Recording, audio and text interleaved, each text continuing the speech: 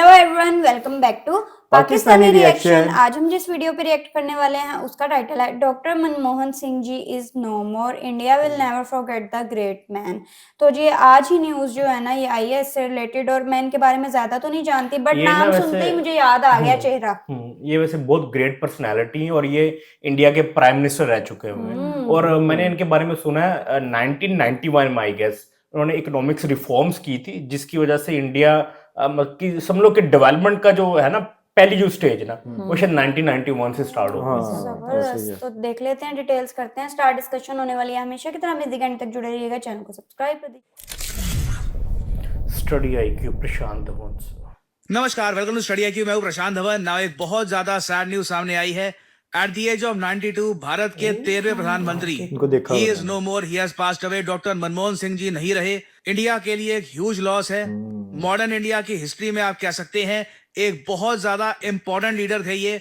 और आज के समय ऑब्वियसली पूरा इंटरनेशनल मीडिया, इंडियन मीडिया हर जगह इनके बारे में लिख रहा है कि former Indian prime minister is no more. और मुझे पता है आप सबके माइंड में एक लाइन लगातार आ रही होगी। इन्होंने एक बार जब ये कहा था कि history will be kinder to me than the media ने इनसे पूछा कि देखिए आपके कार्यकाल में आप ऐसे नहीं कर पाए, ये नहीं कर पाए। प्रधानमंत्री से बहुत सारी एक्सपेक्टेशंस होती हैं, specially in a country like India. तो उस वक्त मनमोहन सिंह जी का जो आंसर था कि history will be kinder to me, ये आज के समय हम सबके कान में गूंज रहा होगा। और मुझे पता है आप लोग वो क्लिप देखना चाहते होंगे। मैं स्पेशली वो क्लिप आपके लिए ढूंढ के लाया हूं। ये जो छोटी सी क्लिप है ऑफ द ग्रेट मैन, ये आप सुनिए। I honestly believe that history will be kinder to me than the contemporary media. History will be kinder to me than the contemporary media. ये जो लाइन है ना, आज के समय मनमोहन सिंह जी नहीं रहे और मैं कहूंगा कि sir, I think all of us agree with you. History will be kinder to you. आपका जो कार्यकाल था 2004 से लेकर 2014 तक का आसान नहीं था। कोलिजन गवर्नमेंट को आपने लीड किया as the prime minister of India. आसान नहीं होता। काफी सारी उस वक्त कंट्रोवर्सीज भी हुई, बहुत सारे इश्यूज सामने आए। But at the same time आपने जिस तरीके से देश की इकोनॉमी को आगे बढ़ाया, not just as the prime minister of India, उससे पहले जब आप देश के वित्त मंत्री भी थे, you serve the country very well. और इतिहास बिल्कुल आपको काइंडनेस के साथ याद करेगा, क्योंकि आप अगर इनका करियर देखें ना तो इन्होंने देश की सेवा विभिन्न तरीके से बार बार करी है। कई लोग वैसे ये बात भूल चुके हैं मगर ये आरबीआई के गवर्नर भी रह चुके हैं। ये आरबीआई के 15वें गवर्नर थे 1982 से लेकर 1985 तक।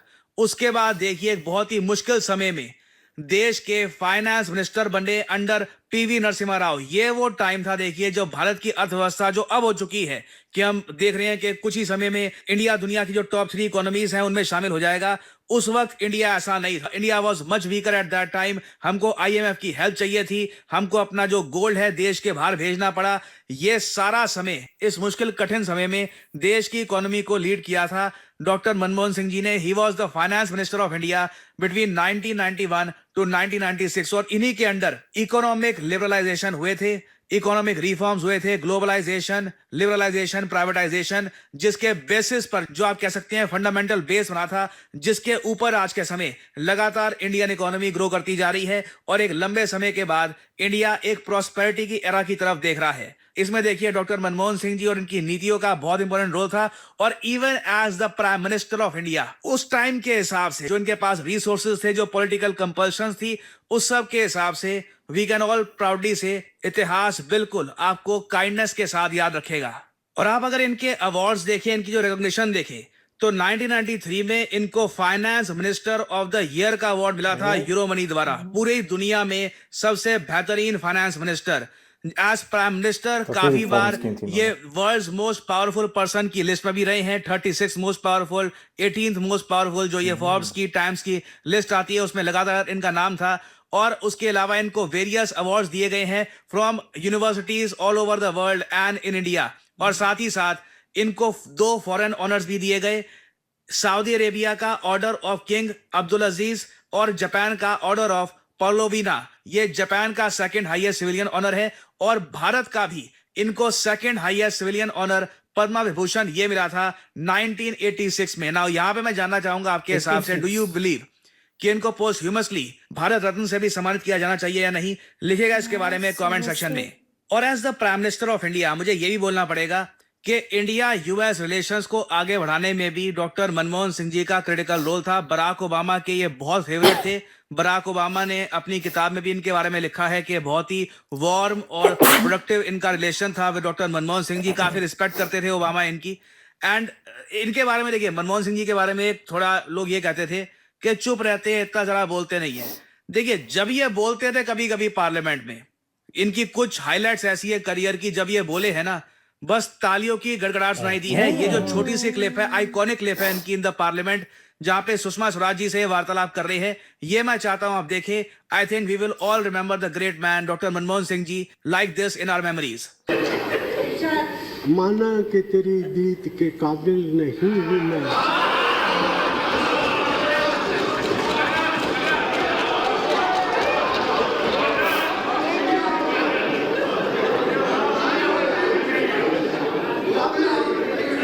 माना कि तेरी दीद के काबिल नहीं हूँ मैं, तो मेरा शौक तो देख, मेरा इंतजार देख। वाह, वाकई तालियों से गूंज उठा है।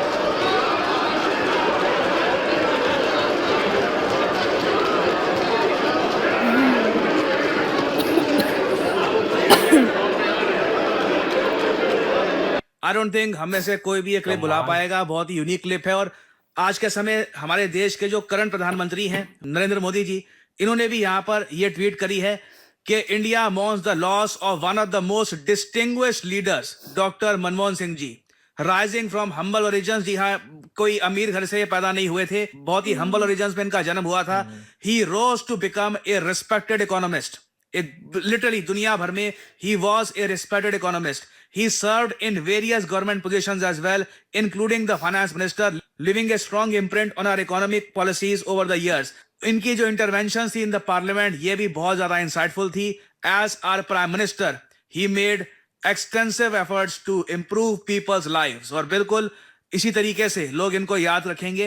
एंड ये जो फोटोज हैं ये भी पोस्ट करी है नरेंद्र मोदी जी ने। Truly and an end of an era, a great end of an era. और इस वीडियो में फाइनली मैं यहाँ पर यही कहूंगा कि आपको अगर किसी को कंपेयर करना है, देखना है कि उनका इम्पैक्ट क्या था, उनकी परफॉर्मेंस क्या थी, साथ ही साथ आप ये भी देखिए कि उनके पास रिसोर्सेज क्या थे, पॉलिटिकल कंपल्शंस क्या थी, उस वक्त पॉलिटिकल एनवायरनमेंट कैसा था, जियो पॉलिटिकल एनवायरनमेंट कैसा था, इंडिया की स्टैंडिंग कैसी थी। आप फिर प्रॉपरली समझ पाएंगे कि एज प्राइम मिनिस्टर उनकी कैसी परफॉर्मेंस थी। And overall I think we can all say again history will be kinder to him. वाह, वाकई यार क्या ग्रेट पर्सनालिटी। और ना मुझे था कि शायद ये ना ये वन टाइम प्राइम मिनिस्टर है, बट उन्होंने कहा 2004 से 14 तक मतलब 2 टाइम प्राइम मिनिस्टर रहे। और ना मुझे याद है मेरे एक चीफ अकाउंटेंट होते थे, मुंबई से उनका वो बिलोंगिंग थी, मिस्टर स्टैनली फर्नांडिस। उन्होंने ना मुझे इनकी सीवी दिखाई थी, ऑनलाइन पड़ी हुई होगी, आप अगर इंटरनेट करेंगे ना, गूगल करेंगे तो आपको शायद मिल भी जाए। तो बहुत बड़ी सीवी थी इनकी, ठीक है। तो बहुत ये हाईली क्वालिफाइड थे, बहुत कमाल के थे। और ये 1991 में ना ये फाइनेंस मिनिस्टर थे, तब ये इकोनॉमिक्स रिफॉर्म्स जो इंडिया ने की है ना, और जब ये फॉरेन कंपनीज को उन्होंने फिर इनवाइट किया और फॉरेन इन्वेस्टमेंट वगैरह आई, तब इंडिया शायद वर्ल्ड की 4th बड़ी इकोनॉमी नहीं था शायद, तब तो शायद टॉप 10 में भी नहीं था, तो स्ट्रगलिंग फेस में था ना। बट अब अभी जैसे इंडिया वर्ल्ड की 4th बड़ी इकोनॉमी और सब कुछ बड़ा अच्छे से चल रहा है ना, तब इस तरह का नहीं था। फिर इन्होंने जो बड़े हार्ड स्टेप लिए उस टाइम, और ये बड़े famous foreign minister, finance minister थे। और फिर जब ये ना उनके वो सोनिया गांधी के वो उनके थे पार्टी के थे, वो क्या नाम है उनका, वो राहुल गांधी किस पार्टी से, बड़ी एक तो है ना बीजेपी और एक है कांग्रेस। हाँ, कांग्रेस, ये कांग्रेस से बिलोंग करते थे। और ना इनके बारे में ये बड़ा कहा जाता था कि ये बड़े कम बोलते हैं और ये शायद सोनिया गांधी की ज्यादा सुनते हैं, मतलब ऐसे लोग उनको कहते थे उस टाइम। बट ये है कि ओवरऑल ये बड़े काइंड थे, पोलाइट थे, और जैसे वो बता रहे थे ना, ये कम बोलते थे जब, बट बोलते थे तो तालियों से गूंज उठता था पूरा एक इतनी समाज। सारी उनकी अचीवमेंट्स है, कौन-कौन से अवार्ड्स मिले हैं, बहुत ज्यादा थे। क्योंकि इंडिया देखे ना कि अभी जो इंडिया में ये तरक्की हो रही है, और इंडिया जो है वो दुनिया की 4th इकोनॉमी जो है वो मतलब बनने जा रही है, तो ये अभी एकदम से नहीं हो गया। इसकी जो रिफॉर्म्स है ना वो 25-30 साल पहले की गई थी। बिल्कुल। कह लो तो ये जिसका रिजल्ट आ रहा है हाँ, पिछले कुछ हाँ, सालों से आ रहा है। आप कह लो समझ कि लो कि इसकी इन्होंने बुनियाद उन्होंने exactly, रखी थी, बुनियाद इन्होंने हाँ, रखी है। उधर से आई हैं, तो वो जो है अब जो है सारा कुछ आगे ट्रैक पे flourish आ गया कर ना रहा अब है, इस ट्रैक तरह से। कर रहा है। आई होप सो आप लोग को रिएक्शन पसंद आया तो जल्दी से चैनल को सब्सक्राइब कर दे। मिलते हैं नेक्स्ट वीडियो में। See ya.